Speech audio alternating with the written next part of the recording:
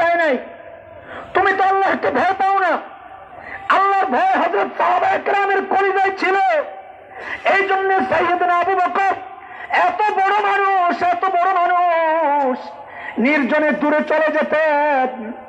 একা একা দূরে যায় নিজেকে ধিক্কার দিয়া দিয়া কাঁদতেন আবু বকর আর বলতেন, ইবনা আবি কুহাফা, এ আবু কুহাফার বেটা, এরে আবু কুহাফার বেটা, তুই মানুষ কেন হইলি রে? তুই মানুষ কেন হইলি? এখন আল্লাহর সামনে তুই কেমনে দাঁড়াবি? সাইয়েদনা আবু বকর গাছের কাছে যায় যায় কাঁদতেন আর বলতেন, ইয়া লাইতানি কুনতু ওয়ারাকা,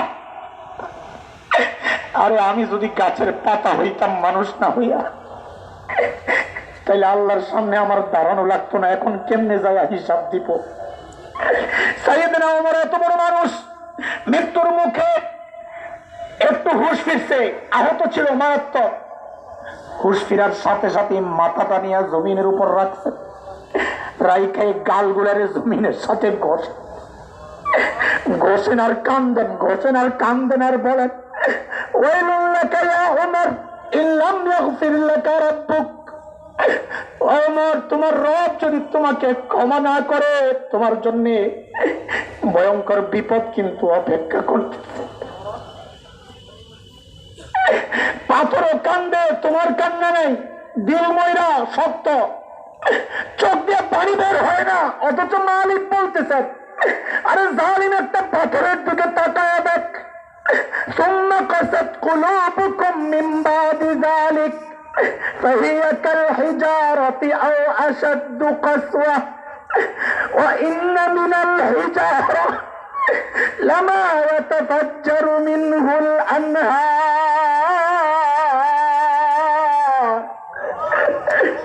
وإن منها لما يشقق فيخرج منه الماء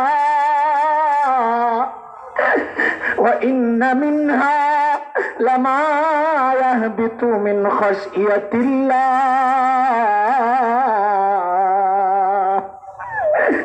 وما الله بغافل عما تعملون। আল্লাহ বলেন, বান্দারে তোর দিন এত শক্ত হয়ে গেল, পাথরের চেয়েও শক্ত, একটা পাথরের দিকে তাকাও দেখ। ওই যে জাফলং তোমরা ঝর্ণার নিচে যাওয়া খুশি করো, আনন্দ করো, আর তখন আমার কলিজায় ভয় লাগে, আরে না জানি আল্লাহর গজব নাই মাস। আরে ভাই, ওই পানিগুলা কিসের পানি তুমি জানোনি? ওই পানিগুলা আল্লাহর এক মাখলুক, আল্লাহর ভয়ে পাথরগুলো কান্না করতেছে, আল্লাহর ভয়ে কান্না করতেছে, আর তুমি যাই ওই পানির মধ্যে যায় নাচানাচি করো। আল্লাহ বলেন, দুনিয়ায় এমন পাথর আছে কান্না তো করে না, কিন্তু তারা ফাটাইলে দেখবা ভেতরে পানি পাওয়া যায়, তার চোখ দিয়া পানি বের হয় না, কিন্তু তার কলিজা ফাইটা ভিতরটা কান্না করে। এরে বান্দা, তোর কলিজাও তো একদিন কাইপা উঠলো না কেন রে? আল্লাহ বলেন, ওয়া ইন্না মিনহা লামা ইয়াহবিতু মিন খাশিয়াতিল্লাহ, বহু পাথর এমন আছে আল্লাহর ভয়ে কাঁপতে কাঁপতে নিচে গড়াইয়া পড়ে। বান্দা, তোর তো একদিন কলিজা কাইপা উঠলো না, চুল পাইকা সাদা হয়ে গেছে, গুনাহ ছাড়ো না, দাড়ি পাইকা সাদা হয়ে গেছে, গুনাহ ছাড়ো না। এই জন্য আল্লাহ ডাক দিয়ে বলেন, আলাম ইয়ানি লিল্লাযীনা আমানু আন তাখশা কুলুবুহুম লিযিকরিল্লাহ,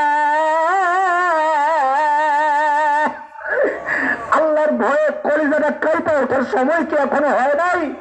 আর কত আর কত আর কত আর কত বলো, আর কত বলো, আর কত বলো, আর কত বলো, আর কত গুনাহ করবা, আর কত গুনাহ করবা।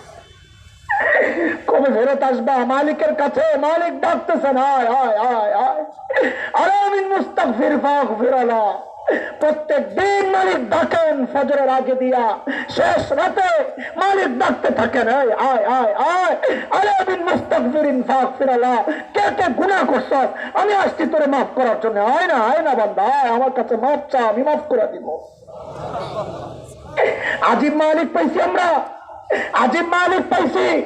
দুনিয়ার মানুষ অপরাধীকে খুঁজে শাস্তি দেওয়ার জন্য, আমি আর তুমি এমন এক মালিক পাইছি যে মালিক অপরাধীকে খুঁজে মাফ করার জন্য। বলে কত মাফ করবে, কত মাফ করবে, কত মাফ করবে?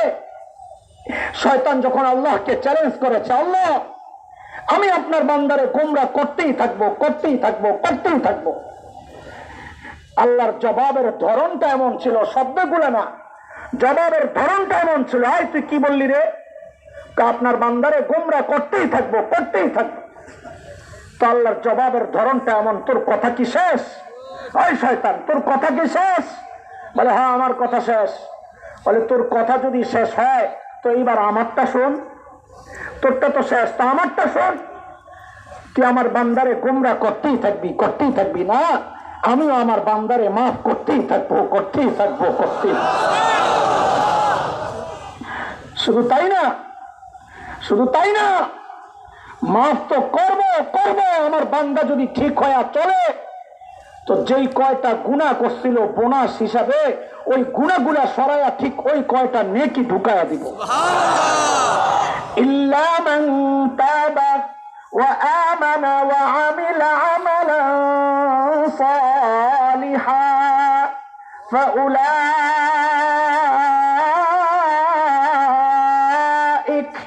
ইউবাদদিলুল্লাহু সাইয়্যাতিহিম হাসানাত।